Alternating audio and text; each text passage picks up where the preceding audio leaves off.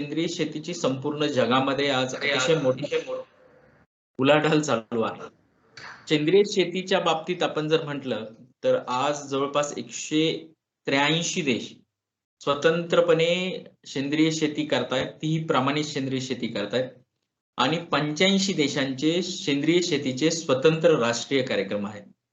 आणि आज जर आपण पाहिलं तर आपला निर्यातीचा जो वाटा आहे जवळपास 3.5 दशलक्ष मेट्रिक टन इतकं निर्यात आपण मोठ्या प्रमाणात सेंद्रिय शेतीचं करतो. त्यात आनंदाची बाब म्हणजे नुकतेच आपेडाची एक आकडेवारी आलेली आहे. त्यात महाराष्ट्र राज्याचं दुसरं स्थान आहे की जे national programme for organic production जो आहे, सेंद्रिय शेतीचा देशाचा राष्ट्रीय जो कार्यक्रम आहे त्याच्याद्वारे 2 नंबरचं म्हणजे संपूर्ण देशामध्ये दुसऱ्या क्रमांकाचं निर्यात सेंद्रियमध्ये आपला महाराष्ट्र राज्य करत आहे. आणि आज जर आपण पाहिलं तर सेंद्रिय शेतीची चळवळ अगदी जोमामध्ये संपूर्ण तळागाळामध्ये पोहोचते आहे. आता सेंद्रिय शेतीचा हा जो विषय आहे याच्यामध्ये आज जे मी तुम्हाला माहिती देणार आहे ती माहिती प्रमाणीकरणाला धरूनच असेल. कारण सेंद्रिय शेती जर आपण म्हटलं तर सेंद्रिय शेती जोपर्यंत तिचं प्रमाणीकरण होत नाही त्यापर्यंत आपण तिला सेंद्रिय शेती म्हणू शकत नाही. म्हणून मग तुमचं खत वापर धोरण असेल, कीड रोग तण नियंत्रण असेल, मृदा आणि जलसंधारण असेल, त्याचप्रमाणे तुमचं दूषितीकरणाचं नियंत्रण असेल, त्याचप्रमाणे तुमचं बियाणं कुठलं वापरावं ते धोरण असेल, तर ही सगळी जी मानकं आहेत या सगळ्या मानकांच्या अनुषंगाने मी तुम्हाला सेंद्रिय शेती सांगणार आहे. मी त्याचं प्रमाणीकरण कसं करतायत ते सांगणार आहे. सुरुवात मी साधारणतः सेंद्रिय शेती संकल्पना किती महत्वाची आहे ते सांगणार आहे आणि मग नंतर आपण हळूहळू प्रमाणीकरण शेवटी घेऊन आपण संपवणार आहोत. माझी 2 पुस्तकं आहेत. तांत्रिक दृष्टिकोनातून सेंद्रिय शेती नावाचं एक पुस्तक आहे आणि दुसरं सेंद्रिय शेती मानके आणि प्रमाणीकरण आहे. दोन्ही पुस्तकं बेस्ट सेलर पुस्तकं आहेत, सकाळचं प्रकाशन आहेत आणि ॲग्रोवनला नियमित माझे स्तंभलेख असतात सेंद्रिय शेतीविषयी. सेंद्रिय शेती आहे, त्याचं प्रमाणीकरण आहे, त्याच्यामध्ये सेंद्रिय शेतीच्या संकल्पना आहेत. तर आज मी तुम्हाला जे लेक्चर्स देणार आहोत त्या लेक्चरमध्ये तुम्हाला कुठलीही अशी भ्रामक संकल्पना किंवा कुठलीही असा अंधश्रद्धा हे तुम्हाला मी सांगणार नाहीये. सेंद्रिय शेतीच्या प्रत्येक कन्सेप्टला अतिशय मोठ्या प्रमाणात वैज्ञानिक पार्श्वभूमी आहे. इव्हन शेतीलाच मोठी वैज्ञानिक पार्श्वभूमी आहे. परंतु आपल्याकडे आज त्याला इतकं महत्व किंवा आज त्याच्याकडे आपण त्या नजरेने पाहत नाहीये, तांत्रिक दृष्टिकोनातून आपण त्याच्याकडे पाहत नाहीये. त्याच्यामुळे सेंद्रिय शेतीच काय पण आपली एकंदरीत शेती क्षेत्रामध्ये आपले प्रचंड हाल आहेत. आज जर आपण त्याच्याकडे थोडं तांत्रिक दृष्टिकोनातून पाहिलं, त्याच्यात तंत्रज्ञानाचा वापर जर आपण केला तर मला वाटतं शेती क्षेत्र सुद्धा पुढे जायला वेळ लागणार नाही. तर आपण सुरुवातीला पाहूयात की सेंद्रिय शेतीची व्याख्या काय, म्हणजे सेंद्रिय शेती नेमकी काय. आता जे आपलं भारतीय कृषी संशोधन परिषद आहे त्यांनी सेंद्रिय शेतीची अशी व्याख्या केलेली आहे. सेंद्रिय शेती म्हणजे अशी वैविध्यपूर्ण शेती पद्धती की ज्यामध्ये पिके व पशुधन यांचे व्यवस्थापन शेतीवरील व स्थानिकरित्या उपलब्ध स्रोतामधून एकात्मिक पद्धतीने केले जाते. थोडक्यात नैसर्गिक संसाधनांच्या मदतीने केली गेलेली शेती म्हणजे सेंद्रिय शेती असा याचा एक ढोबळमानाने अर्थ होतो. त्याच्यानंतर जगामध्ये सेंद्रिय शेतीवर काम करणारी एक अतिशय मोठी संस्था आहे ज्याला आपण international federation of organic agriculture movement असं म्हणतो. तर ही जी संस्था आहे हे जगामध्ये 5 नोव्हेंबर 1972 रोजी सुरू झाली. या संस्थेने सर्वप्रथम म्हणजे त्या काळी युरोपमध्ये वेगवेगळ्या संस्था वातावरण असेल, माती असेल, शेती असेल, शाश्वत शेती असेल याच्यावर काम करत होत्या आणि ह्या सगळ्या त्याच्यामध्ये सॉइल असोसिएशन नावाची एक संघटना होती, नेचर ॲट प्रोग्रेस नावाची एक संघटना होती, त्यानंतर रोडाले इन्स्टिट्यूट एक संस्था होती, स्वीडिश बायोडायनेमिक असोसिएशन नावाची एक संस्था होती. या सर्व संस्थांनी एकत्र येऊन 5 नोव्हेंबर 1972 ला हेले जे शहर आहे जर्मनीचं फ्रान्सचं, तर या हेले शहरामध्ये एक काँग्रेस आयोजित केलं होतं सेंद्रिय शेती संदर्भात. आणि पुढे हे जे काँग्रेस होतं यालाच international federation of organic agriculture movement असं नाव दिलं आणि ही संस्था स्थापन झाली. आणि या संस्थेने संपूर्ण जगभरामध्ये सेंद्रिय शेतीचा प्रचार प्रसार केला. या संस्थेला संपूर्ण जगामध्ये एक विशेष महत्व आहे. तर सेंद्रिय शेतीचं जसं आपण म्हणतो की लॉर्ड सी क्रिकेटची पंढरी आहे, त्याचप्रमाणे आपल्याला सेंद्रिय शेतीचं पंढरी जर कोण असेल तर आयफॉर्म नावाची ही संस्था आहे. आज आपण फक्त सेंद्रिय शेती जर तुम्ही म्हटलं तर आपल्याकडे फक्त शेण गोमूत्र पलीकडे मोस्टली आपण काही पाहत नाही. पण जर तुम्ही कधी तुम्ही आयफॉर्मची वेबसाईट पाहिली किंवा तुम्ही त्यांचं जर एक्झिबिशन अटेंड केलं तर अगदी ऑर्गॅनिक वाईन असतील, ऑर्गॅनिक चॉकलेट्स असतील, ऑर्गॅनिक कपडे म्हणजे टेक्सटाईल असेल, ऑर्गॅनिक इनपुट्स आहेत मोठमोठे, वेगवेगळ्या प्रकारचे ज्युसेस, फ्लेवर, इतकं मोठी इंडस्ट्री आहे की आपण त्याचा विचारही करू शकत नाही. म्हणजे ह्या ऑर्गॅनिक ऍग्रिकल्चर इंडस्ट्रीमध्ये मी राष्ट्रीय आंतरराष्ट्रीय स्तरावर गेलं 12 वर्ष काम करतोय. मी साधारणतः 1-1.5 वर्ष जर्मनीमध्ये राहिलेलो आहे. इथं वेगवेगळ्या प्रकारचे ट्रेनिंग मी घेतलेले आहे आणि एक बायोग्री सर्ट इटली नावाची संस्था आहे. तर त्याचा मी आंतरराष्ट्रीय स्तरावर सुद्धा आहे. तर साधारणतः ही जी आयफॉर्म आहे, ही आयफॉर्म अतिशय मोठी आणि अतिशय महत्वाची संस्था आहे. आयफॉर्मने सेंद्रिय शेतीच्या साधारणतः व्याख्या अशी केलेली आहे की सेंद्रिय शेती म्हणजे अशी वैविध्यपूर्ण शेती पद्धती की ज्यामध्ये शेतीचे नियोजन सर्व प्रकारच्या रसायनांचा वापर टाळून केलेली एकात्मिक शेती पद्धती, ज्यात पशुधन व्यवस्थापन पद्धतीचा अवलंब करून शेतीवरील व स्थानिकरित्या उपलब्ध स्रोतांचा वापर केला जातो. म्हणजे त्यांनी सेंद्रिय शेती ही नैसर्गिक संसाधनांद्वारे केली जाते हे तर सांगितलेच आहे, परंतु याच्यामध्ये पशुधनाचा एकात्मिक पद्धतीने वापर करून स्थानिक जे उपलब्ध होणारे स्रोत आहे त्याचा जर वापर केला तर आपल्याला सेंद्रिय शेती व्यवस्थित करता येते. या व्याख्यामध्ये त्यांनी सेंद्रिय शेतीचा अर्थ साधारणतः असं सांगितलेला आहे. Next slide. साधारणतः सेंद्रिय शेतीचं जर आपण एकंदरीत तत्व पाहिले म्हणजे आयफॉर्मने सगळ्यात आधी सेंद्रिय शेतीचे तत्व सर्वांसमोर आणले. आता आयफॉर्मचं एक सुरुवातीचं जे तत्व होतं, त्यांचं जे सुरुवातीचं तत्व होतं ते आरोग्याचं तत्व होतं. म्हणजे त्यांचं साधारणतः असं म्हणणं होतं की सेंद्रिय शेतीने टिकाव धरायला पाहिजे आणि सेंद्रिय शेती माती, मानव आणि पृथ्वीचे आरोग्य हे पृथ्वीचा अविभाज्य घटक आहे आणि हे सगळे शाश्वत स्वरूपात असलं पाहिजे. त्यांच्या आरोग्याच्या तत्वाकडे पाहताना त्यांचं एक म्हणणं होतं की जर पृथ्वीवरची माती जर निरोगी असेल, माती जर चांगली असेल तर त्या मातीमध्ये वाढणारे रोप किंवा ज्या वनस्पती आहेत त्या चांगल्या असतील. जर वनस्पती आणि रोप निरोगी असतील तर त्याच्यावर त्याचा जर आहार म्हणून जे पशु पक्षी वापर करतायत किंवा मानव वापर करतोय तर तो निरोगी असेल आणि एकंदरीतच जर मानवी निरोगी राहिला, इथले पशुपक्षी निरोगी राहिले, इथली माती निरोगी राहिली तर एकंदरीतच जे विश्व आहे ते विश्व मोठ्या प्रमाणात निरोगी असं राहील. दुसरं त्यांचं तत्व होतं पर्यावरणाचं तत्व.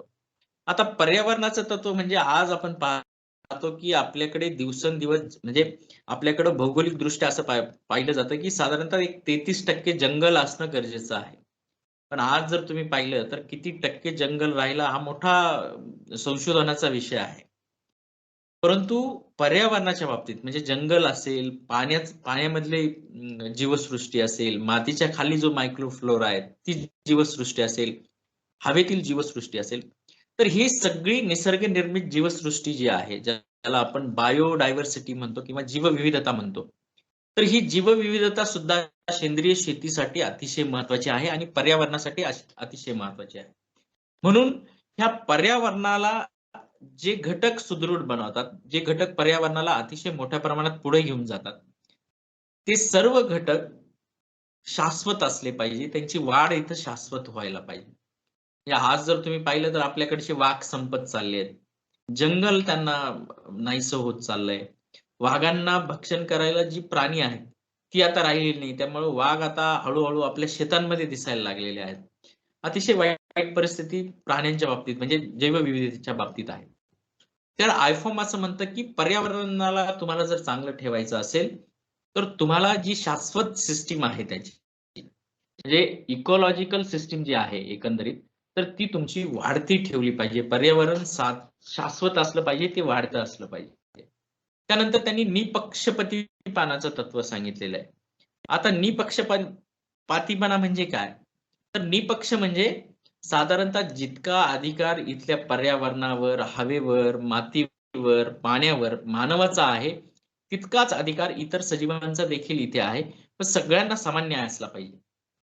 त्याच्यानंतर त्यांचं सगळ्यात महत्वाचं तत्व आहे संगोपनाचं तत्व, की सेंद्रिय शेती जी आहे, सेंद्रिय शेती आज आपण बोलतोय सेंद्रिय शेतीविषयी, आज आपण सेंद्रिय शेतीविषयी जागरूकता निर्माण करतोय. आज आपल्याला जे काही शुद्ध हवा, पाणी आणि जमीन मिळते, ती शुद्ध हवा, जमीन, पाणी ही आपल्या पुढच्या पिढीच्या सुद्धा वाट्याला आली पाहिजे. पुढच्या पिढीला सुद्धा त्याचा उपभोग घेता आला पाहिजे. पुढच्या पिढीला त्यांचं जीवन जर निराकरण करायचं असेल, त्यांच्या जीवनाला जर तुम्हाला अतिशय चांगलं स्वरूप द्यायचं असेल, त्यांचं आरोग्य जर चांगलं ठेवायचं असेल, तर जसा आपण आज विचार करतोय पर्यावरणाचा, शेतीचा, त्याच्या शाश्वततेचा, तर तोच विचार साधारणतः पुढच्या पिढीला सुद्धा व्हायला पाहिजे. म्हणून पुढच्या पिढीला या संदर्भात नॉलेज असणं गरजेचं आहे. त्यांना त्याची जबाबदारी कळणं गरजेचं आहे. ह्या सर्व तत्वांवर आयफॉमने सेंद्रिय शेतीचं मोठ्या प्रमाणात काम सुरू केलं. आज जर आपण पाहिलं तर जे काही सेंद्रिय शेतीचे राष्ट्रीय कार्यक्रम आहेत 85 देशांचे, त्याच्या गाईडलाईन सगळ्या आयफॉमच्या आहेत. आयफॉमनी सर्वप्रथम सेंद्रिय शेतीचं प्रमाणीकरण सुरू केलं. आयफॉमने जे सेंद्रिय शेतीचं प्रमाणीकरण सुरू केलं, प्रत्येक प्रमाणीकरणाला अतिशय मोठ्या प्रमाणात वैज्ञानिक दृष्टिकोन आहे. तो वैज्ञानिक दृष्टिकोन आपण ह्या लेक्चरमध्ये समजून घेऊया. आता आता आपण जर पाहिलं तर सेंद्रिय शेतीची गरज नेमकी काय आहे? म्हणजे सेंद्रिय शेतीची खरंच गरज आहे का? आपण इतकं नाही सेंद्रिय शेती पाहिजे, सेंद्रिय शेती पाहिजे. मग बऱ्याच वेळा काय होतं, की आपल्याकडे म्हणजे कुठलीही गोष्ट आपण बोललो, की विरोध करणारे सुद्धा असतात. तसं सेंद्रिय शेतीला विरोध करणारी सुद्धा फार मोठी लॉबी आहे. आणि मग आपण खऱ्या अर्थाने खरं सेंद्रिय शेती महत्वाची आहे का? का उगाच आपण त्याचं भांडवल करतोय हे सुद्धा पाहिलं पाहिजे. मग आता सेंद्रिय शेतीच्या गरज तुम्ही जर मला विचाराल तर मी 2 दृष्टिकोनातून सांगेल. एक मानवी आरोग्याच्या दृष्टिकोनातून सेंद्रिय शेतीची नितांत गरज आहे असं मी तुम्हाला सांगेल. आणि दुसरी महत्वाची गरज जी आहे ती जमिनीच्या आरोग्याच्या दृष्टिकोनातून सांगेल. ती कशी आपण पाहूयात.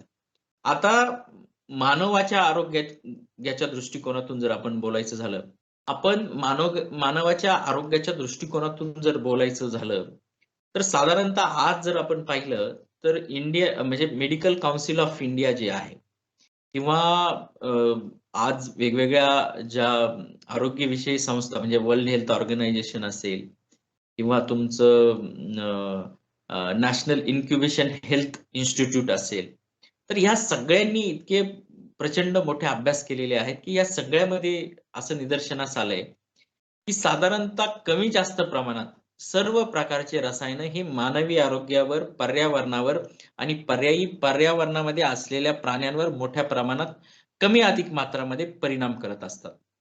त्याचाच एक भाग म्हणून तुम्हाला आठवत असेल, की आता केंद्रीय कृषी मंत्रालयाने आपलं जे प्लांट क्वारंटाईन डिपार्टमेंट आहे, ज्याच्या अंडर फर्टिलायझर कंट्रोल ऑर्डर आहे, ज्याच्या अंडर इन्सेक्टिसाइड ऍक्ट आहे, तर त्याच्यामध्ये साधारणतः सुरुवातीला एक 55 पेस्टिसाइड्सवर बॅन करायचा निर्णय घेतला होता आणि डिसेंबर 2020 पासनं त्यातले बरेचसे पेस्टिसाइड जे आहेत, हे आता बॅन झालेले आहेत.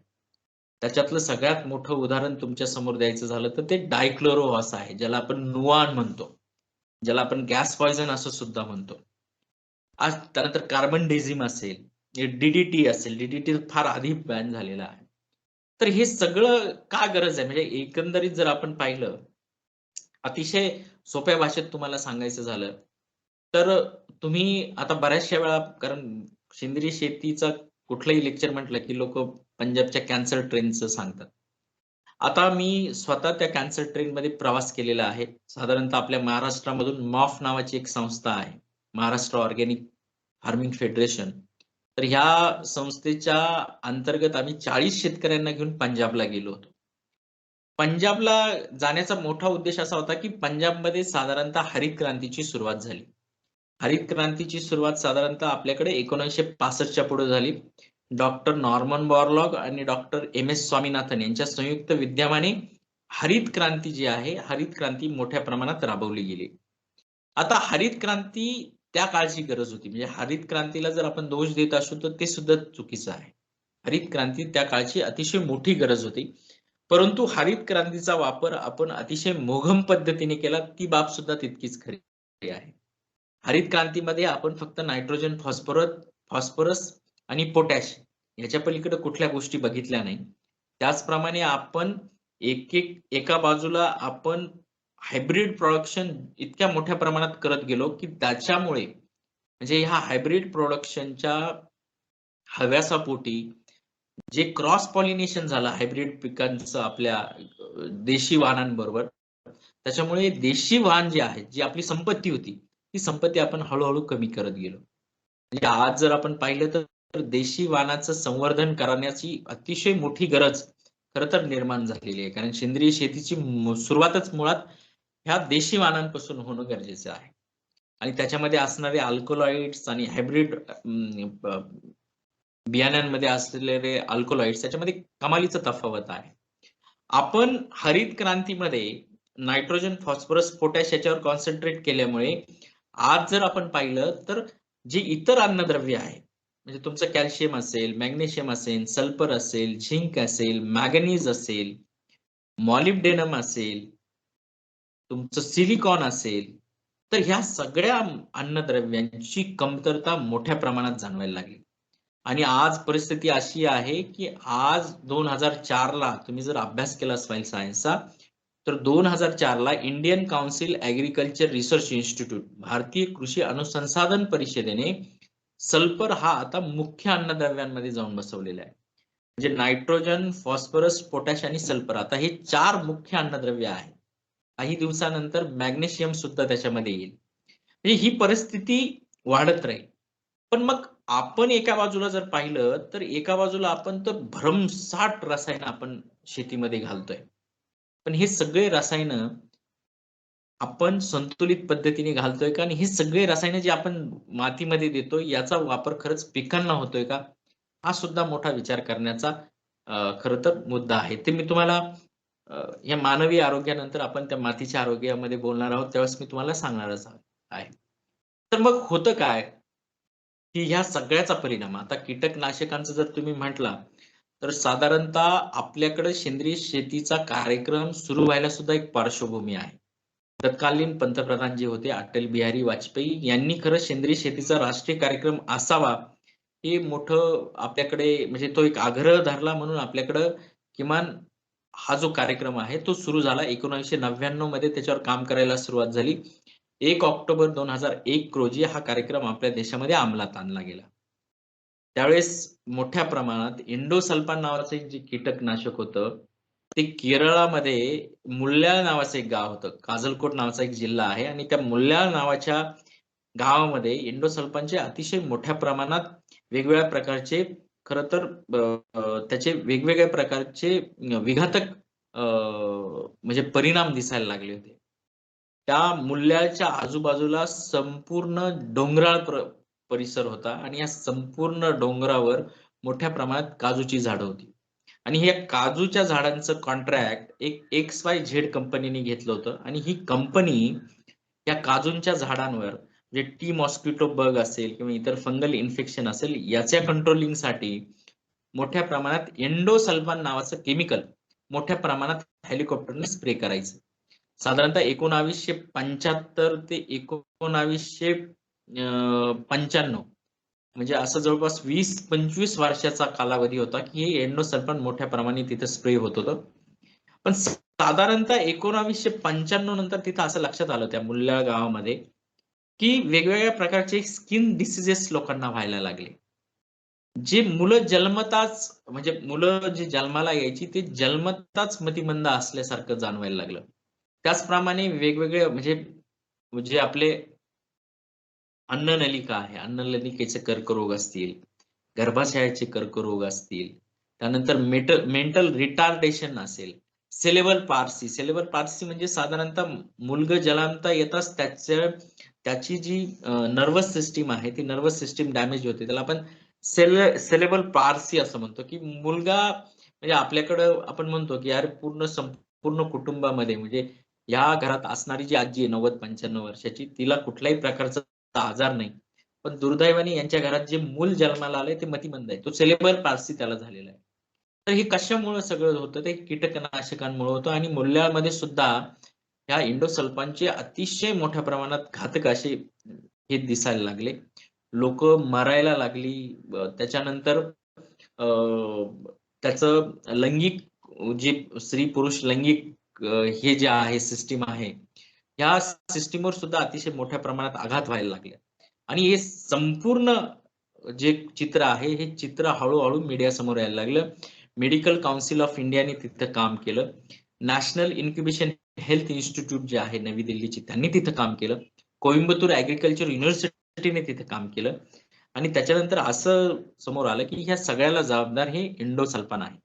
आणि मग ह्या इंडोसल्फानमुळे मोठी चळवळ केरळमध्ये सुरू झाली आणि साधारणतः ही चळवळीचे पडसाद 1999 मध्ये अगदी संसदेमध्ये उमटले आणि त्याच वेळेस तत्कालीन पंतप्रधान जे होते अटल बिहारी वाजपेयी त्यांनी सेंद्रिय शेतीच्या राष्ट्रीय कार्यक्रमाची घोषणा केली आणि हा कार्यक्रम आपल्याकडे सुरू झाला.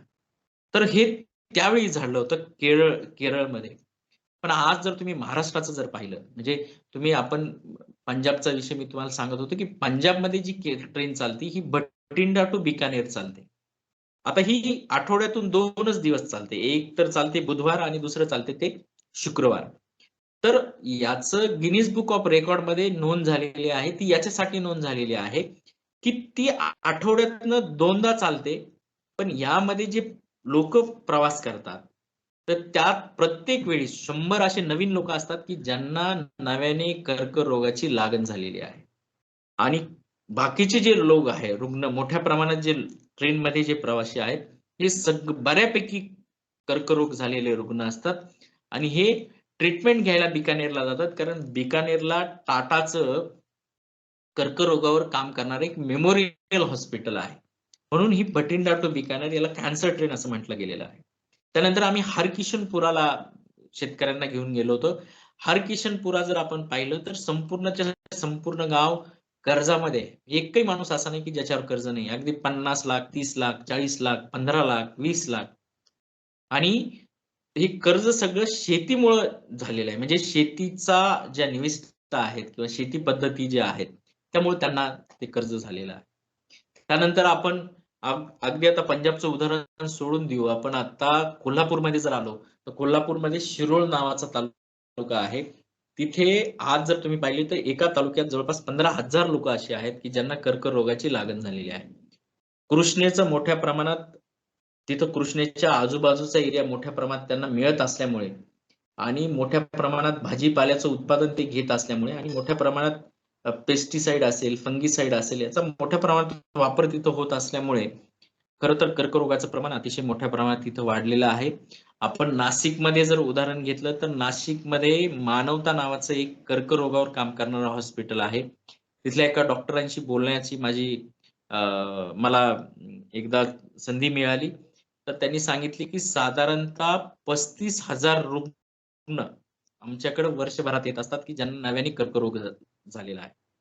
हेच मुंबईचं जर तुम्ही पाहिलं तर मुंबईला सुद्धा टाटाचं जे मेमोरियल कॅन्सर हॉस्पिटल आहे, तर तिथे साधारणतः आत्तापर्यंत जर तुम्ही पाहिलं तर जवळपास 4-1 लाख किंवा 4,00,000च्या पेक्षाही जास्त लोकांनी कर्करोगाची ट्रीटमेंट म्हणजे आता जर प्रेझेंट स्टेटस पाहिलं तर 4,00,000 लोकं तिथून ट्रीटमेंट घेत आहेत. मग त्यातले 40,000 हे तिथं ॲडमिट आहेत आणि बऱ्याचशा रुग्ण असे आहेत, की ज्यांना बेड मिळत नाही. तुम्ही जर पाहिलं तर त्या रुग्णालयाच्या समोरून एक ओव्हरब्रिज गेलेला आहे. तर त्या ओव्हरब्रिजच्या खाली त्यांचे नातेवाईक असे सलाईन वगैरे हातात धरून असतात आणि ते पेशंट तिथं ट्रीटमेंट घेत असतात. इतकी वाईट अवस्था तिथे आहे. औरंगाबादचं एक शासकीय रुग्णालय आहे. कर्करोगाचा तिथं वॉर्ड होता. पूर्वी तिथं कोणी नसायचं. पण आता तिथं जागा मिळत नाही. मला नागपूरचं माहीत नाही, पण कमी जास्त प्रमाणात ही परिस्थिती सर्वत्र आहे. पूर्वी कर्करोग आपल्याला असा साधारणतः माहिती नव्हता. पण कर्करोगाचे पेशंट आता अतिशय मोठ्या प्रमाणात वाढलेले आहेत. कर्करोग आहेत, मेंटल रिटार्डेशन्स आहेत, हार्ट अटॅक येण्याचं प्रमाण प्रचंड वाढलेलं आहे. नवजात शिशूंमध्ये जी विकृती ते मी सांगितलं सिलेबल पाल्सी ते मोठ्या प्रमाणात वाढलेलं आहे. दीर्घकालीन रोगांमध्ये प्रचंड वृद्धी झालेली आहे. तर ह्या सगळ्याला कमी जास्त प्रमाणात ही रसायनं जबाबदार आहेत आणि त्यातली जवळपास 70 ते 80% रसायनं ही कृषी रसायनं आहेत. ही कीटकनाशक आहेत, पेस्टिसाइड आहेत, विडीसाइड आहेत आणि मोठ्या प्रमाणात सिंथेटिक ग्रोथ हार्मोन सुद्धा आहेत. हे सगळे जे रसायनं आहेत, या सगळ्या रसायनांचा अतिशय विपरीत परिणाम होतो. म्हणून ह्या रसायनांना पर्याय आपल्याकडे काहीतरी असलं पाहिजे. या रसायनांचा वापर आपण कमी कसा केला पाहिजे? या रसायनांचं पी-एच-आय म्हणजे जर आपल्याला रेसिड्यू फ्री फार्मिंग करायचं असेल, तर त्याच्यामध्ये पी-एच-आय आपण पाहतो, एम-आर-एल पाहतो. परंतु सेंद्रिय शेतीच्या बाबतीत जर आपण बोललो, तर सेंद्रिय शेतीमध्ये आपल्याला हे रसायनं वापरता येत नाही. याच्यावर बॅन आहेत आणि रसायनांच्या म्हणजे साधारणतः ह्या सगळ्या परिस्थितीमुळे आज आपल्याकडे सेंद्रिय शेती करणं मानवी आरोग्याच्या दृष्टिकोनातून अतिशय गरजेचं आहे. म्हणजे आज जर आपण पाहिलं तर मानवाच्या आरोग्याच्या ज्या समस्या आहेत, म्हणजे एकीकडे आपण तंत्रज्ञानाची कास धरलेली आहे. एकीकडं आपण आपल्याला इतर ग्रहांवर जाणं आता शक्य होतंय. आज आपण प्रत्येक क्षेत्रामध्ये प्रचंड मोठ्या प्रमाणात आपण तंत्रज्ञानामुळे प्रचंड वेगाने आपण पुढे जातोय. दुर्दैव असं आहे, की जितक्या वेगाने आपण तंत्रज्ञान विकसित करतोय, तितक्याच वेगाने आपण आपल्या आहाराचं जे नियम म्हणजे आपल्या आहाराबद्दल किंवा आपल्या आरोग्याबद्दल जितका वेग आपल्या तंत्रज्ञानाने करायला पाहिजे होता, तितका आपला होत नाही. जितकं आपण पुढे जाऊ, जितकं तंत्रज्ञान आपण अवगत करू, तितके तर आजार पण वाढतायत. आज कोव्हिडची पार्श्वभूमी तुम्ही पाहताय. आज खरं तर आज जे आपण ऑनलाईन टॉक करतोय, मी पुण्यावरनं बोलतोय, तुम्ही नागपूरमध्ये ऐकतायत. हे खरं कोव्हिडची देण आहे, कारण त्याच्यामुळे आपण ह्या सिस्टमकडे पाहायला सुरुवात केली. पण कोव्हिड असा एक हे आहे, की आपण वर्ल्ड हेल्थ ऑर्गनायझेशन असेल किंवा जगातल्या सर्वच ज्या आरोग्य क्षेत्रात काम करणाऱ्या संस्था यांनी त्यापुढे हात टेकावे लागले, इतकी वाईट परिस्थिती आहे. आणि हे साधारणतः म्हणजे शेवटी व्हायरल इन्फेक्शन सुद्धा हा इम्युनिटीचा एक पार्ट आहे, की इम्युनिटी तर आपली इम्युनिटी कमी होण्याचे सुद्धा हे अतिशय मोठं कारण हे रसायनयुक्त आपला आहार आहे, रसायनयुक्त आहार आहे आपला.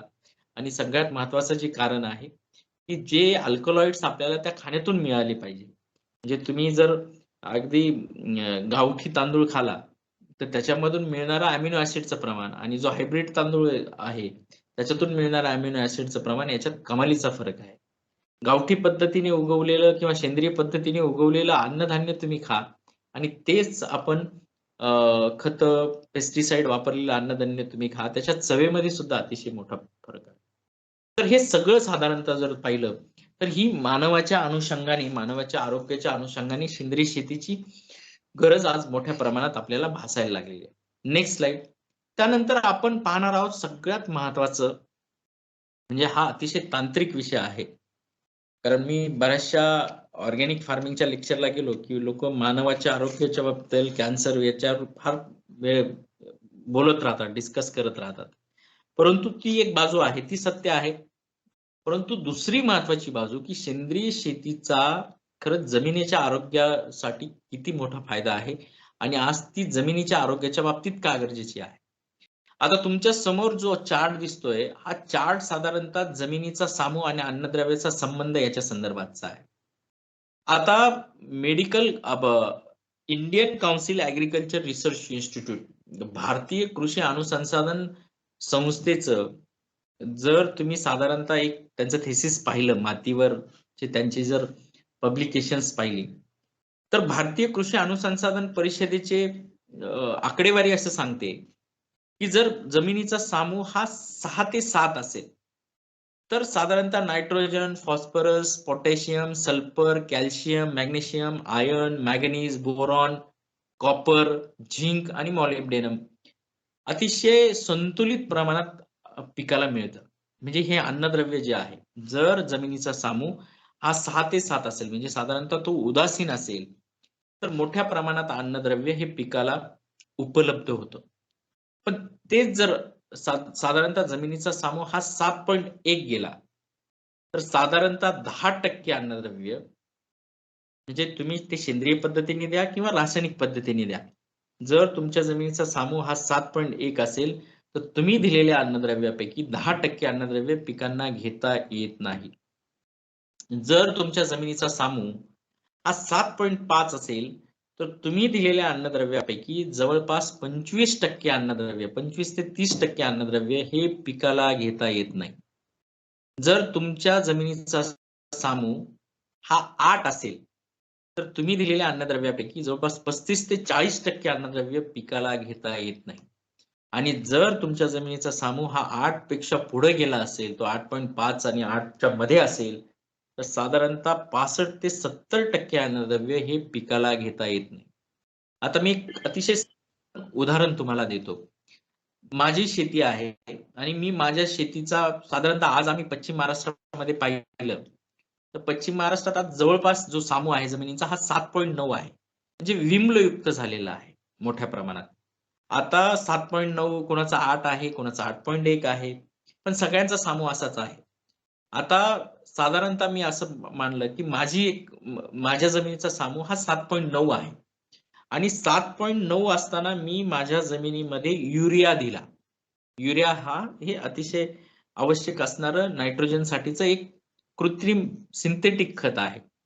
त्याच्यामध्ये व्होलाटाईल गॅस वापरलेला आहे आणि युरियाच्या स्वरूपात आपण अमोनियम जो आहे अमोनियम हा पिकांना देत असतो, ज्याच्यामुळे नत्र पिकांना मोठ्या प्रमाणात मिळतं.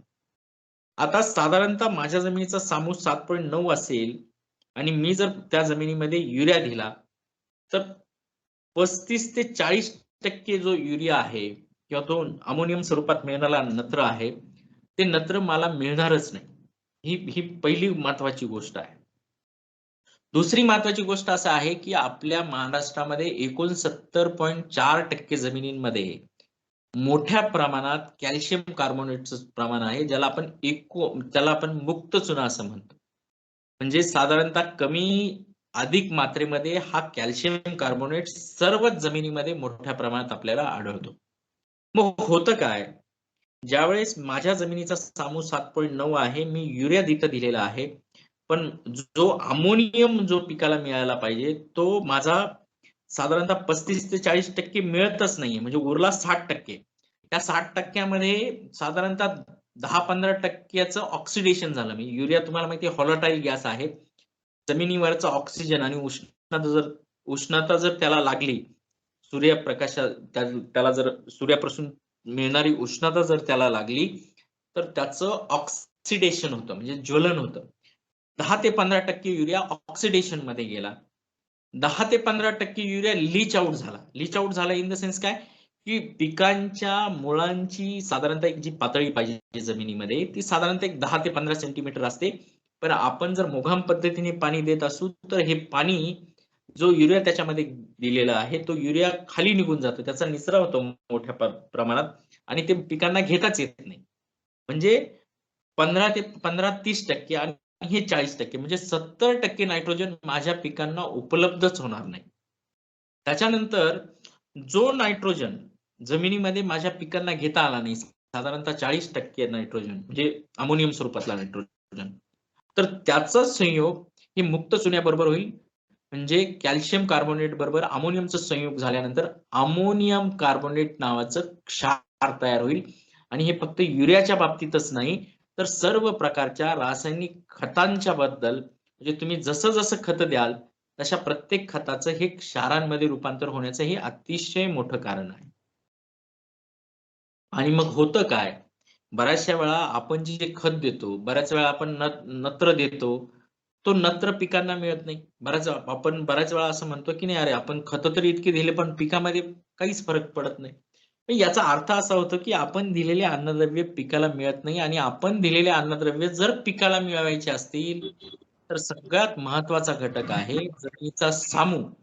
जमिनीचा सामू जो आहे तो जमिनीचा सामू आपल्याला अतिशय व्यवस्थित त्याचा उदासीकरण करावं लागेल. तो 6 ते 7 नाही, 6 ते 7 तर किमान 6.5 ते 7.5 पर्यंत तो आणणं अतिशय गरजेचं आहे.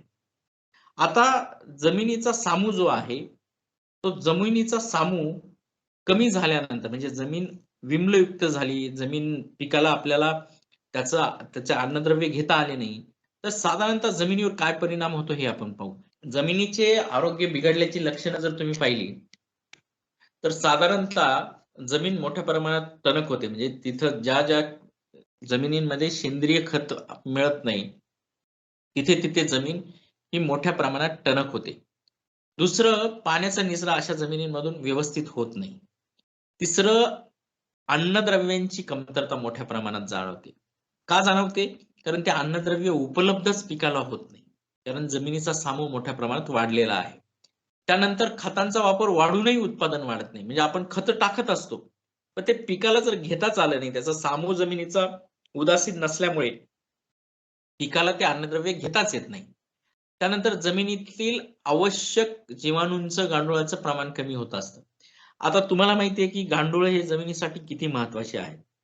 त्याचबरोबर जीवाणू हे जमिनीचं अतिशय महत्वाचं माध्यम आहे की जे सेंद्रिय कर्ब मोठ्या प्रमाणात वाढवतं. जमिनीला जर तुम्हाला उपजाऊ क्षमता जमिनीची वाढवायची असेल, जमिनीचा सामू तुम्हाला उदासीन करायचा असेल, जमिनीमध्ये तुम्हाला कॅटायन एक्सचेंज कॅपॅसिटी, जमिनीची अन्नद्रव्य धरून ठेवण्याची क्षमता जर तुम्हाला वाढवायची असेल, तर अशा वेळेस तुम्हाला जमिनीतील जीवाणूंचं प्रमाण वाढवणं अतिशय गरजेचं आहे. त्याच्यानंतर मशागतीपूर्वी, म्हणजे मशागतीला पूर्वीपेक्षा जास्त श्रम लागतात. आता साधारणतः निकोलॉय म्हणून एक रशियन वनस्पती शास्त्रज्ञ होता. म्हणजे मशागतीसाठी पूर्वीपेक्षा जास्त दिवस लागतात, त्या संदर्भात मला थोडं आठवलं. हा निकोलाय वॉलिवॉल नावाचा एक रशियन वनस्पती शास्त्रज्ञ होता. त्यांनी असं सांगितलं की साधारणतः शेती ही संपूर्ण जगामध्ये 10,000 वर्षापूर्वी सुरू झाली.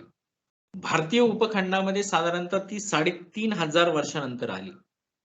शेती करायचं सगळ्यात प्रामुख्याने कारण असं होतं की पूर्वी जे आपले आदिमानव होते, हे मोठ्या प्रमाणात शिकार करून, कंदमुळं खाऊन ते त्यांचं पोट भरायचे आणि त्यांना शिकारीसाठी किंवा हे कंदमुळं शोधायला इकडं-तिकडं वणवण फिरावं लागायचं. पण कुठेतरी मानवाला ही जी वणवण आहे ती थांबवायची होती आणि कुठेतरी त्याला स्थायिक व्हायचं होतं. त्या अनुषंगाने खरं तर शेतीचा शोध लागला गेला. मग शेतीचा शोध सर्वप्रथम कोणी लावला? तर शेतीचा शोध सर्वप्रथम हा स्त्रियांनी लावला. स्त्रियांनी भौगोलिक परिस्थितीनुसार वेगवेगळ्या पूर्वी गवत, ॲमर नावाचं एक गव्हाची, म्हणजे पूर्वी गवताची जात होती आणि एक आईसबर्ग नावाचं एक गवत होतं. तर ॲमर आणि आईसबर्ग नावाचं हे जे गवत आहे, त्या गवतापासून गव्हाचा शोध लागला. आणि सगळ्यात महत्वाचं की अशा गवतापासून त्यांनी वेगवेगळ्या प्रकारचे अन्नधान्य शोधून काढले. दुसरी गोष्ट की त्या अन्नधान्यांपासून ज्या बिया मिळतात, त्या बियांचं आपण साधारणतः संकलन केलं आणि त्या परत जर आपण मातीत टाकल्या, तर त्याच्यापासून नवीन अन्नधान्य मिळतं, हे त्यांनी शोधून काढलं. दुसरी सगळ्यात महत्वाची गोष्ट की त्यांनी जमिनीची उपजाऊ क्षमता कशी वाढवतात, याच्यावर सगळ्यात महत्वाचं काम केलं. त्या काळी त्यांना कदाचित सेंद्रिय कर्ब कळत नसेल. 10,000 वर्षापूर्वी सेंद्रिय कर्ब कळत नव्हता. त्याच्या आधी, त्याच्यानंतर तिसरी महत्वाची गोष्ट की त्यांनी पीकविविधतेचं महत्व शोधून काढलं. म्हणजे एकमेकाला सहचारी पद्धतीने जर पिकं आपण एका ठिकाणी लावले, तर आपल्याला अतिशय चांगल्या प्रमाणात उत्पादन मिळतं आणि पिकाला मातीवर जे काम करावं लागतं, मातीला जे सेंद्रिय खतं त्यावेळेस ते देत असतील, ते कमी द्यावे लागतात, हे त्यांनी शोधून काढलं. आणि साधारणतः त्यावेळेस त्यांनी हे बियाणं रुजवण्यासाठी किंवा हे बियाणं लावण्यासाठी नांगरणी शोधून काढली, की जमिनीला भुसभुशीत करावं लागतं, हे त्या स्त्रियांच्या लक्षात आलं.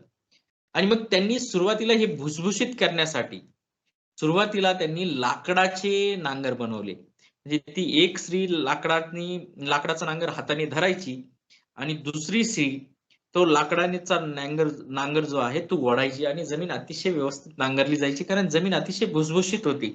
अतिशय चांगली जमीन होती. पुढे जसं आपण मानवामध्ये बदल झाला, मानव अतिशय मोठ्या प्रमाणात क्रांती करत गेला आणि पुढं मानवाला असं लक्षात आलं की आपल्याला बैल, म्हणजे पाळीव प्राण्यांच्या मदतीने आपली जमीन नांगरता येऊ शकते. आणि मग बैलाचा शोध लागला, वेगवेगळ्या प्राण्यांचा शोध लागला. त्याच्यानंतर मानवाने औद्योगिक क्रांतीमध्ये पाऊल ठेवलं आणि मोठ्या प्रमाणात छोटे-छोटे हॉर्स पॉवरचे ट्रॅक्टर निर्माण मानवाने केले. पण परिस्थिती आता अशी आहे की जसं जसं आपण पुढे गेलो, पूर्वी जे हाताने नांगरलं जायचं ते नंतर बैलांनी नांगरता येईना असं झालं. बैलांनी आपण जे नांगरत होतो ते ट्रॅक्टरनी नांगरावं लागतंय आणि आज परिस्थिती अशी की जे आपण ट्रॅक्टरने नांगरतोय, अगदी मोठमोठ्या हॉर्स पॉवरचे ट्रॅक्टर आहेत. ते ट्रॅक्टरने सुद्धा आता नांगरता येईना असं इतकी वाईट परिस्थिती. कारण मी जे सांगितलं जमिनीमध्ये जे आपण जे क्षारांचं प्रमाण इतकं मोठ्या प्रमाणात वाढत चाललंय, की आपल्याला काही दिवसानंतर जमिनी आपल्या पोकलँडने नांगराव्या लागतील. आणि जर जमीन आपल्याला पोकलँडनी नांगराव्या लागल्या, तर ज्या कारणासाठी आपण जमीन नांगरतो, जे बियाची चांगली रुजवण झाली पाहिजे, ते खऱ्या अर्थाने त्या बियाची रुजवण अशा जमिनीमध्ये होईल का? हा सुद्धा अतिशय महत्त्वाचा आणि गहन प्रश्न आहे. म्हणून मशागतीसाठी पूर्वीपेक्षा जास्त श्रम आता जमिनीला लागतायत. कारण त्याचं आरोग्य आता बिघडलेलं आहे. दुसरी महत्त्वाची गोष्ट की जमिनीचा सामू हा प्रतिकूल होत चाललेला आहे. जो 6 ते 7 च्या मध्ये असायला पाहिजे, तो आता 8.5 पर्यंत जाऊन ठेपलेला आहे. आणि ह्या सगळ्या गोष्टींमुळे उत्पादन खर्चात मोठ्या प्रमाणात वाढ होते आणि उत्पादन आपल्याला कमी येत आहे. तर हे सगळं जमिनीचे आरोग्य बिघडल्याची लक्षणं आहेत. आणि ह्या सगळ्या जमिनीचे आरोग्य बिघडल्याच्या लक्षणांचा एकमेव आपल्याला उपाययोजना आहे, ती म्हणजे आपण जास्तीत जास्त जमिनीचा सेंद्रिय कर्ब वाढवणं आणि जास्तीत जास्त जमिनीचा सेंद्रिय कर्ब जर वाढवायचा असेल, तर आपल्याला जास्तीत जास्त सेंद्रिय खतांचा वापर करावा लागेल. म्हणजे सेंद्रिय शेतीची कास आपल्याला जमिनीच्या आरोग्यासाठी धरावी लागेल. तर आता साधारणतः हा सेंद्रिय कर्ब जो आहे, म्हणजे ज्याद्वारे आपल्याला जमिनीचा उपजाऊ क्षमता वाढवायची आहे.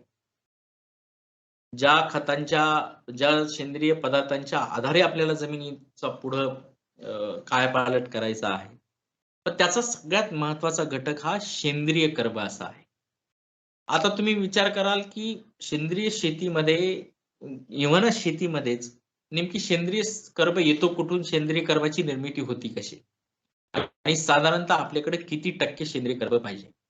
साधारणतः आपण जर पाहिलं तर संपूर्ण जगामध्ये 0.1 ते 5% पर्यंत सेंद्रिय कर्बाचं प्रमाण आहे. पण सेंद्रिय कर्ब म्हणजे आपल्याकडं अतिशय कमी. आज जर आपण पाहिलं तर 0.2 ते 0.6 इतक्या कमी प्रमाणात आपल्याकडे सेंद्रिय कर्ब आहे. आता सेंद्रिय कर्ब जो आहे, तो सेंद्रिय कर्ब कमी असण्याचं कारण आपल्याकडे काय आहे? तर सगळ्यात पहिलं महत्त्वाचं कारण आहे, की आपल्याकडची भौगोलिक परिस्थिती. आपल्याकडे साधारणतः 4 महिने पाऊस पडतो. आता तो भाग अपवाद आहे, की यावर्षी वर्षभर आपल्याकडे पाऊस पडतोय. परंतु आपल्याकडं खरं जर पाहिलं तर 4 महिने पाऊस पडतो मान्सूनचा. त्याच्यानंतर आपल्याकडे उन्हाळा आहे, हिवाळा आहे.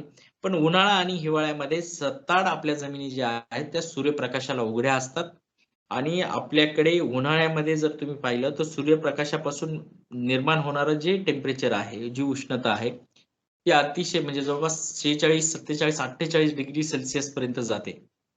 मग जमिनीवरचा मोठ्या प्रमाणातला ऑक्सिजन आणि 8 महिने पृथ्वीवर म्हणजे जमिनीवर पडणारा सूर्यप्रकाश याच्यामुळे आपल्याकडं ऑर्गॅनिक कार्बनचं मोठ्या प्रमाणात ऑक्सिडेशन होतं, ज्वलन होतं म्हणून आपल्याकडं ऑर्गॅनिक कार्बनचं प्रमाण अतिशय कमी आहे.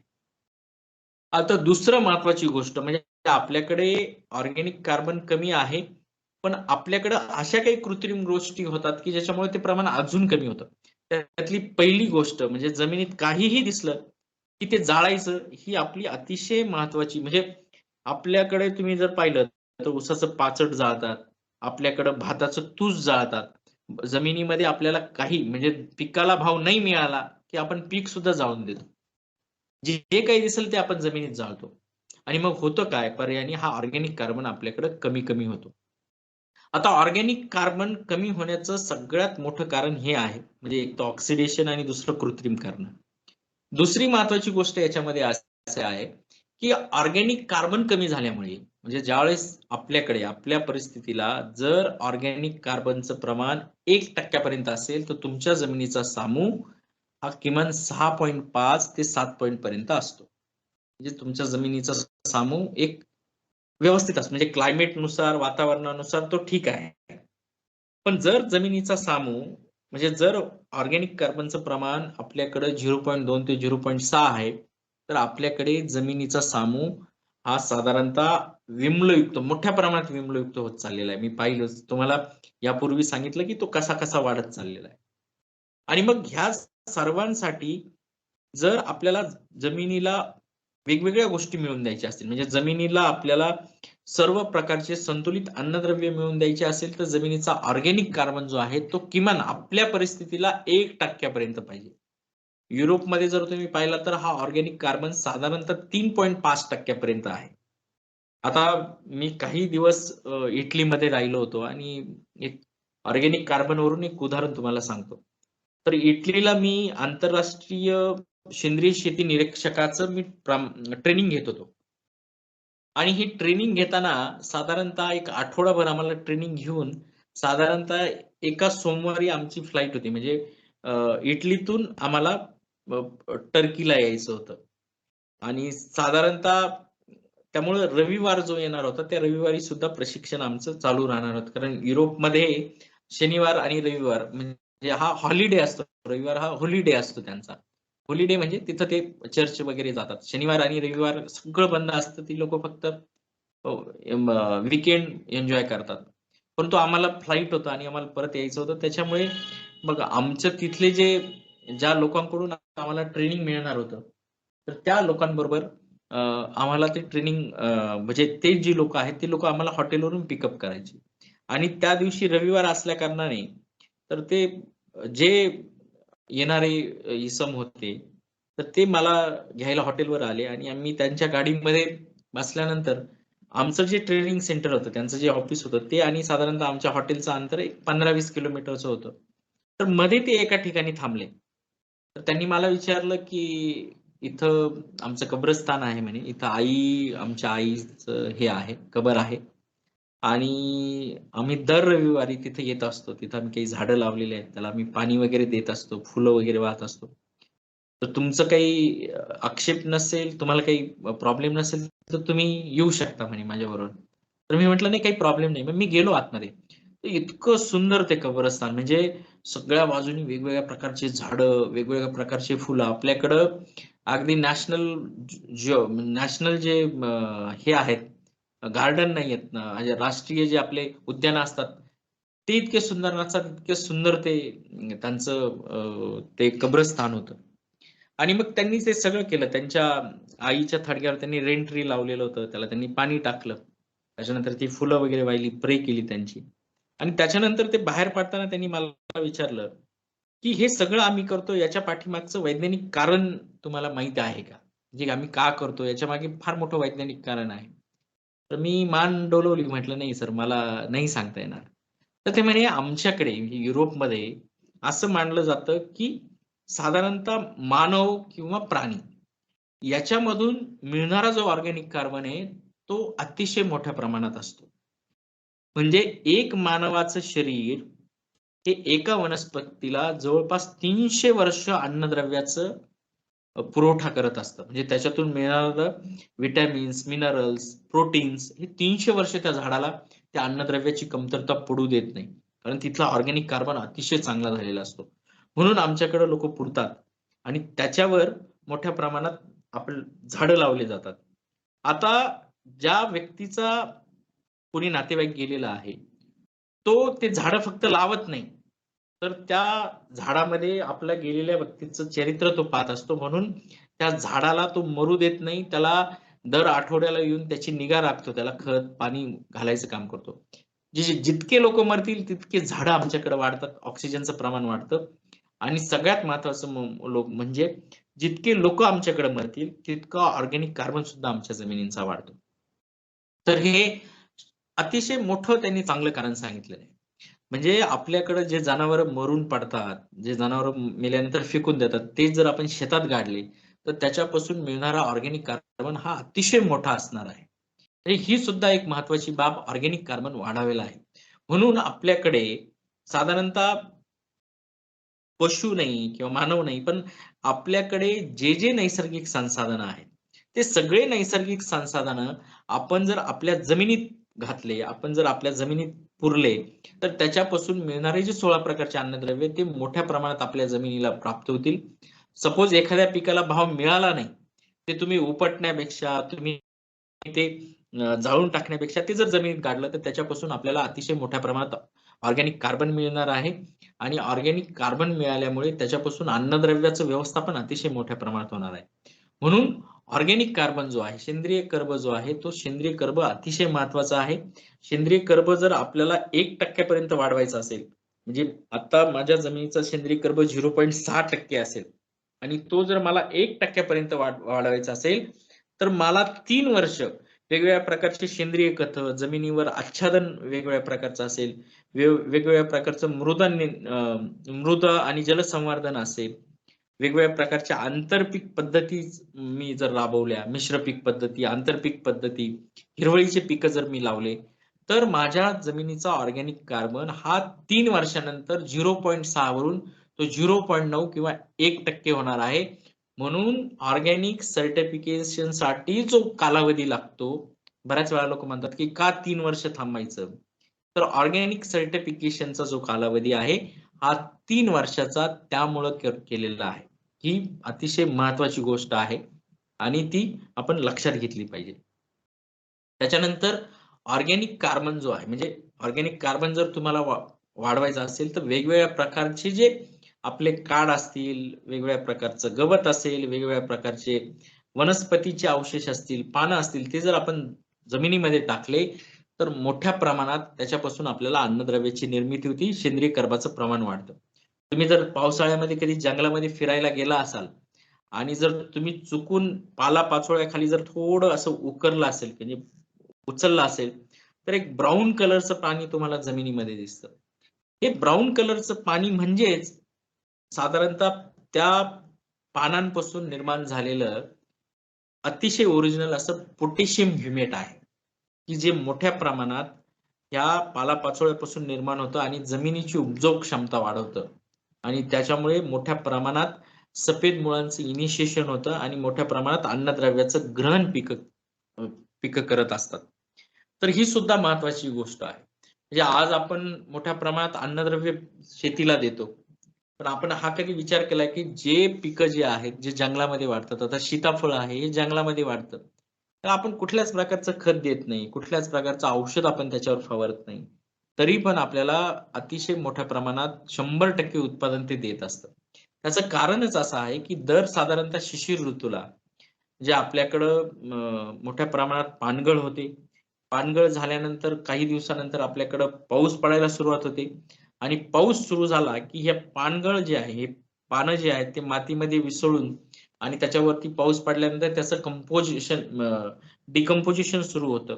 त्याचं विघटन सुरू होतं आणि त्याचं साधारणतः विघटन सुरू झालं की त्याच्यापासून म्हणजे जितके अन्नद्रव्य त्या झाडाच्या पानामध्ये आहेत 16 प्रकारचे, तितक्या प्रकारचे अन्नद्रव्य हे मोठ्या प्रमाणात परत त्या झाडाला लागू होतात आणि त्यातलं 50 ते 58% जे आहे, म्हणजे विघटना झाल्यानंतर तो सेंद्रिय कर्ब त्या जमिनीमध्ये मिळत असतो आणि त्याचं विघटन मोठ्या प्रमाणात हे जमिनीतले जीवाणू करत असतात. म्हणून ह्या सगळ्यामध्ये जीवाणूंचं अतिशय महत्वाचं स्थान आहे आणि सेंद्रिय खतं, म्हणजे सेंद्रिय खतं कधी आता का तुम्ही साधारणतः असं गृहीत धरलं की माझं शेती आहे आणि माझ्या शेतीमध्ये मी पाचट टाकलं. ते पाचट कुजवायला साधारणतः 2 ते 3 महिने लागतात. आता ते 2 ते 3 महिने का लागतात? कारण पाचटाचं साधारणतः कर्ब आणि नत्र गुणोत्तर म्हणजे कापसामध्ये म्हणजे पाचटामध्ये कर्ब साधारणतः असतो 100% म्हणजे 100 आणि साधारणतः नत्र असतं 20-25 म्हणजे 100-25. पण ते कधी आपल्याला त्याचं खत म्हणून वापर होतो? ज्यावेळेस त्यातलं कर्ब आणि नत्र गुणोत्तर हे 12:1 ते 20:1 असं येईल. त्यावेळी ते जे आपल्याला सेंद्रिय पदार्थ आहेत त्याचा अन्नद्रव्य म्हणून उपलब्ध म्हणजे त्याचा अन्नद्रव्य म्हणून उपयोग आपल्याला घेता येतो. म्हणून आपल्याकडे मोठा अगदी वेगवेगळ्या प्रकारचे जे काडी कचरा असेल, पाला असेल, वेगवेगळ्या प्रकारचे खतं असतील, यांचं कर्ब आणि नत्र गुणोत्तर जर 12:1 आणि 20:1 असेल, म्हणून आपल्याकडे कंपोस्टिंग मोठ्या प्रमाणात केलं जातं आणि त्या कंपोस्टिंगला त्याच्यामध्ये अतिशय महत्वाचं स्थान आपल्याकडे दिलेलं आहे. त्याचं कारणच एक आहे. म्हणजे सेंद्रिय कर्ब म्हणजे सेंद्रिय खत जर तुम्हाला लागू करायचं असेल, तर त्याचं डिग्रेडेशन होणं गरजेचं आहे आणि त्याचा कर्ब आणि नत्र गुणोत्तर जो आहे तो 12/1 ते 20/1 असा येणं गरजेचं आहे. आता ज्यावेळेस हे कर्ब आणि नत्र गुणोत्तर 20/1 येतं साधारणतः, त्यावेळेस जीवाणूंची संख्या जी आहे ती मातीमध्ये ही 70 × 10⁷ इतकी कॉलनी फॉर्मिंग युनिट पर ग्रॅम मृदा इतकी असते. म्हणजे CFU आपण म्हणतो ना, कॉलनी फॉर्मिंग युनिट म्हणजे साधारणतः त्याची प्रजनन होण्याची क्षमता ही 70 × 10⁷ इतका मोठ्या प्रमाणात वाढते. तीच उपयुक्त बुरशींची संख्या जी आहे ती 12 × 10⁵ इतकी कॉलनी फॉर्मिंग युनिट प्रति ग्रॅम मृदा इतकी वाढते. आणि ऍक्टिनोमायसिस जर तुम्ही म्हटला म्हणजे ज्या खरं आपल्याला बऱ्याच वेळा तुम्ही पाहिलं असेल की पावसामध्ये जर तुम्ही नुकताच पाऊस सुरू झालेला असेल आणि कोरडी माती असेल, तुम्ही शेतात असाल किंवा असं माळ रानावर जर तुम्ही उभा असाल आणि तिथं माती असेल आणि नुकताच पाऊस सुरू झाला, तर त्या मातीला अतिशय मोठ्या प्रमाणात अतिशय चांगला सुगंध येतो. त्याला मृदगंध असं म्हणतात. तर ते मृदगंध ह्या ऍक्टिनोमायसिसमुळे येतात. त्या ऍक्टिनोमायसिसची संख्या सुद्धा मोठ्या प्रमाणात 25 × 10⁵ म्हणजे कॉलनी फॉर्मिंग युनिट इतकी प्रति ग्रॅम मृदा होती. म्हणजे साधारणतः ऑर्गॅनिक कार्बन जर जमिनीचा वाढला, म्हणजे जमिनीमध्ये आपण जर वेगवेगळ्या प्रकारचे नैसर्गिक संसाधनं टाकले आणि जीवाणूंनी ते कुजवायला सुरुवात केली. कारण जीवाणूंचं सगळ्यात आवडतं खाद्य जे आहे हे नैसर्गिक पदार्थ आहे, सेंद्रिय पदार्थ आहे. आणि हे सेंद्रिय पदार्थाच्या खाण्याच्या क्रियेमधूनच मोठ्या प्रमाणात ऑर्गॅनिक कार्बनची निर्मिती होते, ह्युमसची निर्मिती होते आणि वेगवेगळ्या प्रकारचे जे सेंद्रिय पद्धतीने मिळणारे अन्नद्रव्य ते मिळायला सुरुवात होते. मग साधारणतः ही जी पद्धत आहे म्हणजे असं जर आपल्याला करायचं असेल म्हणजे ज्यावेळेस ते त्याचा आणि हे कधी सुरुवात होते म्हणजे सपोज आपण एखादं सेंद्रिय खत टाकलं आणि त्याच्यावर जीवाणूंनी त्याच्यावर काम करायला सुरुवात केली. ज्यावेळेस त्याचं कर्ब नत्र गुणोत्तर हे 12/1 ते 20/1 मध्ये येतं, त्यावेळेस वेगवेगळ्या प्रकारच्या जीवाणूंची तिथे निर्मिती होते, बुरशींची निर्मिती वाढते, ऍक्टिनोमायसिसचं प्रमाण वाढतं. त्याच्यात मोठ्या प्रमाणात 50 ते 58% त्यातला ऑर्गॅनिक कार्बन रिलीज होतो आणि वेगवेगळ्या प्रकारचे नायट्रोजन, पोटॅश, फॉस्फरस आणि इतर मायक्रोन्यूट्रंट सुद्धा त्याच्यातून मिळतात. आता सेंद्रिय कर्ब जो आहे, सेंद्रिय कर्बामुळे मोठ्या प्रमाणात विकरांचे प्रमाण वाढलं जातं आणि अन्नद्रव्याचा उपलब्धतेवर चांगला परिणाम होतो. म्हणजे कॅटायन एक्सचेंज कॅपॅसिटी आहे ती मोठ्या प्रमाणात वाढली जाते. आता ह्या सेंद्रिय कर्बामुळे जे एन्झाईम्स वाढतात आणि त्या एन्झाईम्स म्हणजे सेंद्रिय पदार्थातून कुठले असे एन्झाईम्स आहेत की जे वाढल्यामुळे ते मोठ्या प्रमाणात त्याचं रूपांतर अन्नद्रव्यामध्ये होतं. तर त्याच्यामध्ये युरिएज आहे, सेल्युलोज आहे, हेमिसेल्युलोज आहे, लिग्नेज आहेत. हे सगळे पानातून किंवा नैसर्गिक संसाधनांमधून मिळणारे हे नत्रयुक्त प्रथिन आहेत. मग त्याच्यात फॉस्फेटेज आहे, सल्फेटेज आहेत, प्रोटोपेक्टिनेज आहेत. असे विकर जर वाढले तर आपल्या म्हणजे त्या जमिनीमध्ये अन्नद्रव्याची उपलब्धता वाढते. म्हणजेच काय होतं, जमिनीचा सामू जो आहे हा सामू उदासीन होतो. जमिनीची कॅटायन एक्सचेंज कॅपॅसिटी वाढते. जमिनीची इलेक्ट्रिक कंडक्टिव्हिटी ती साधारणतः 1% पर्यंत येते. मग साधारणतः विविध पिकांच्या अवशेषमध्ये जर तुम्ही वेगवेगळ्या प्रकारच्या पिकांचे अवशेष जर आपल्या जमिनीत टाकायचे असतील तर ते साधारणतः त्याचा कर्ब आणि नत्र गुणोत्तर किती असतो, तर त्याच्यामध्ये जर आपण पाहिलं तर साधारणतः तो 40/1 ते 90/1 असा साधारणतः जे म्हणजे जे नैसर्गिक पद्धतीने उपलब्ध होतात त्यांचा असतो. त्याच्यामध्ये मग नत्राचं जे प्रमाण आहे ते साधारणतः 5 ते 5.5% इतकं असतं आणि सेंद्रिय कर्बाचं प्रमाण हे 50 ते 58% इतकं असतं. आता ह्या कर्ब आणि नत्राचं प्रमाण साधारणतः जमिनीतला जो ह्युमस आहे त्या ह्युमसमध्ये कर्ब आणि नत्राचं गुणोत्तर हे 9/1 ते 12/1 च्या दरम्यान असतं आणि त्याच्यामुळे मोठ्या प्रमाणात जमिनीमध्ये अन्नद्रव्याचं उपलब्धता होते. आता जर आपण इतर पदार्थ जर आपण जमिनीमध्ये टाकले तर त्याच्यामध्ये कर्ब नत्र गुणोत्तर किती असतं. आता शेणखत जर तुम्ही टाकलं तर त्याचं 20/1 असतं म्हणजे ते लगेच लागू होणार आहे. म्हणजे शेणखत जर तुम्ही जमिनीमध्ये टाकलं तर ते लगेच अन्नद्रव्य म्हणून त्याचं म्हणजे ते लगेच त्याच्यापासून मिळणारे अन्नद्रव्य ते पिकाला घेता येतात. म्हणून शेणखत मोठ्या प्रमाणात आपल्याकडे सेंद्रिय खत म्हणून वापरलं जातं. आता भाताचा पेंडा 80 सेक आहे. म्हणजे 80 सेक असल्यामुळे भाताच्या पेंड्याला कुजवायला साधारणतः 1.5-2 महिने लागतात. झाडांच्या पानाचा कमी आहे म्हणजे 25 एक आहे. साधारणतः एक 10-15 दिवसानंतर ते त्यातले अन्नद्रव्य पिकाला मिळतात. ऊसाचा पानाचा सगळ्यात जास्त आहे. आता ऊसाच्या पानाचं जर तुम्ही कर्बनत्र गुणोत्तर पाहिलं तर 110 सेक आहे. वाळलेलं गवत पाहिलं तर ते 95 सेक आहे. गव्हाचा भुसा 25 एक आहे. धान्याचा कोंडा 90 एक आहे. तो जर आपल्याला 12 एक किंवा 20 एक आणायचा असेल तर त्याला आपल्याला व्यवस्थित कंपोस्टिंग जर आपण केलं किंवा ते जमिनीखाली आपण टाकून दिलं तर साधारणतः त्याच्यातून मोठ्या प्रमाणात आपल्याला अन्नद्रव्याची निर्मिती होते. जमिनीमध्ये 25% हवा, 25% पाणी, 45% खनिज पदार्थ आणि 5% सेंद्रिय पदार्थ असं एक स्वरूप प्राप्त होतं आणि असं स्वरूप प्राप्त झाल्यामुळे जमिनीमध्ये मोठ्या प्रमाणात पाणी धरून ठेवण्याची क्षमता वाढते. जमिनीमध्ये निचरा चांगला होतो, जमिनीमध्ये धूप कमी होते, मातीची जमीन जडणघडण चांगली होते आणि पिकाचं आरोग्य चांगलं राहतं आणि मोठ्या प्रमाणात संतुलित अन्नद्रव्य पिकाला मिळतं. जर पिकाला संतुलित प्रकारचं अन्नद्रव्य मिळालं नाही तर पिकाला वेगवेगळ्या प्रकारचे रोग आणि वेगवेगळ्या प्रकारचे किडे येतात. जगामध्ये एक नियम आहे म्हणजे जो सशक्त आहे, जो बलवान आहे, तो नेहमी जो कमजोर आहे त्या व्यक्तीवर अटॅक करतो. तर तसाच प्रकार आहे. जर पिकांमध्ये आपण अन्नद्रव्य पिकाला दिले नाही, जर संतुलित प्रकारचे अन्नद्रव्य पिकाला गेले नाहीत, तर पिकाला वेगवेगळ्या प्रकारच्या रोग पिकामध्ये वेगवेगळ्या प्रकारचे रोग निर्माण होतात. पिकांवर वेगवेगळ्या प्रकारचा किडीचा अटॅक होतो. आता अतिशय साधं उदाहरण सांगतो. जर पिकामध्ये पोटॅशियम मोठ्या प्रमाणात कमी पडला, तर पिकावर मोठ्या प्रमाणात भुरी किंवा जो उशिरा येणारा करपा आहे, तो करपा मोठ्या प्रमाणात येतो. जर पिकामध्ये फॉस्फरस कमी पडला, तर पिकावर केवडा येतो, ज्याला आपण डाउनी म्हणतो किंवा लवकर येणारा करपा येतो.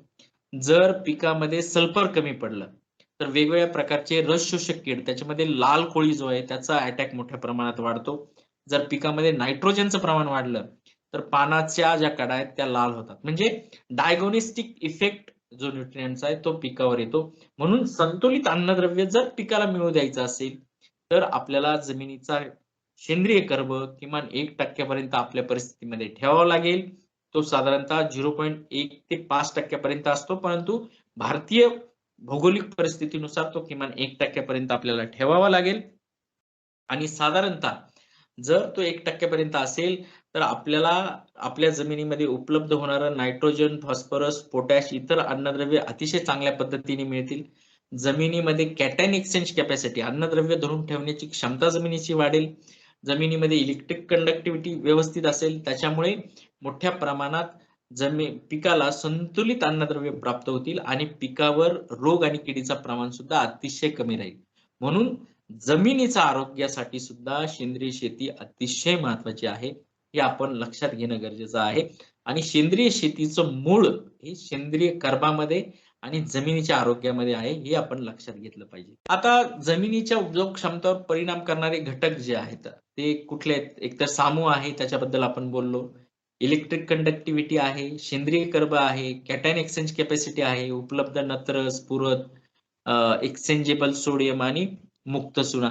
तर ह्या सगळ्या गोष्टींमध्ये आपल्याला हे सगळं जर व्यवस्थित ठेवायचं असेल, सामू साधारणतः उदासीन ठेवायचा असेल, क्षारता 1% पर्यंत ठेवायची असेल, सेंद्रिय कर्ब साधारणतः 1% पर्यंत ठेवायचं असेल, कॅटायन एक्सचेंज कॅपॅसिटी जमिनीची चांगली ठेवायची असेल, उपलब्ध नत्र, स्फुरद आणि विनियम सोडियमचं म्हणजे नत्र आणि स्फुरदाचं प्रमाण चांगलं ठेवायचं असेल, सोडियमचं प्रमाण आपल्याला कमी ठेवायचं असेल, मुक्त चुना जो आहे, त्या मुक्त चुन्याचं संयोग आपल्या इतर अन्नद्रव्याबरोबर होऊ द्यायचं नसेल, तर आपल्याला जमिनीचा ऑर्गॅनिक कार्बन हा 1% पर्यंत करावा लागेल, जेणेकरून पिकाला संतुलित प्रकारचे अन्नद्रव्य उपलब्ध होतील, जे आपण पहिल्या चार्टमध्ये पाहिलं ते. आणि म्हणून आपल्याला ऑर्गॅनिक कार्बनवर कॉन्सन्ट्रेशन करणं अतिशय गरजेचं आहे. ऑर्गॅनिक कार्बन आपल्याला उपलब्ध करायचं असेल तर काय करावं लागेल? आपल्याला जास्तीत जास्त सेंद्रिय पदार्थ जमिनीमध्ये घालावे लागतील.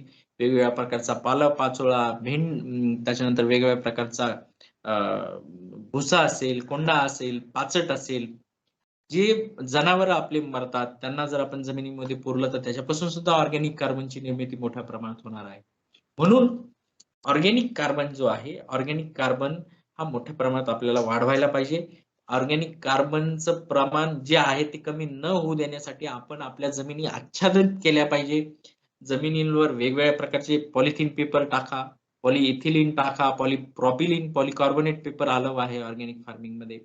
फक्त पॉलिक्लोराईड नावाचा पेपर त्याच्यामध्ये आपल्याला टाकता येत नाही, ज्याच्यामुळे मोठ्या प्रमाणात क्लोरिनेटेड गॅस होतो आणि एक हवेत प्रदूषण होतं. म्हणून पॉलिइथिलीन पॉलिप्रॉपिलीन पॉलिकार्बोनेट पेपर आपण मल्चिंग म्हणून वापरू शकतो.